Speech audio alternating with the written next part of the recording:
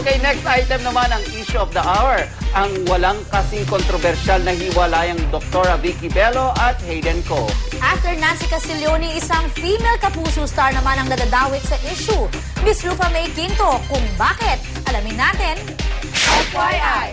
Noong nakaraang linggo, nadawit ang pangalan ni Nancy Castiglione sa issue ng hiwalayang Vicky Bello at Hayden Ko. Nagpugat ang kontrobersya sa maintrigang tweet ng cosmetic surgeon kung saan sinabi nito na maaari nang i-date ni Nancy ang kanyang longtime boyfriend. Sumagot si Hayden sa kanyang Twitter account at sinabi niya na meron lang silang hindi pagkakaunawaan ni Vicky. Pero tila lumalala ang kanilang misunderstanding dahil nag-celebrate si Doktora Bello ng Valentine sa Amerika ng mag-isa. Hindi pa man absuelto si Nancy, isang female kapuso star na naman ang nadadamay sa controversial breakup, si Rufa May Quinto.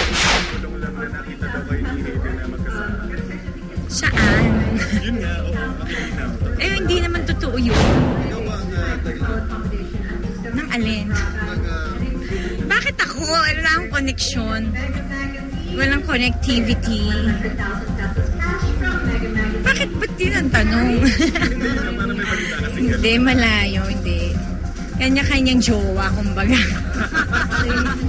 Huwag na ako i-join-join dyan, ano? Diba?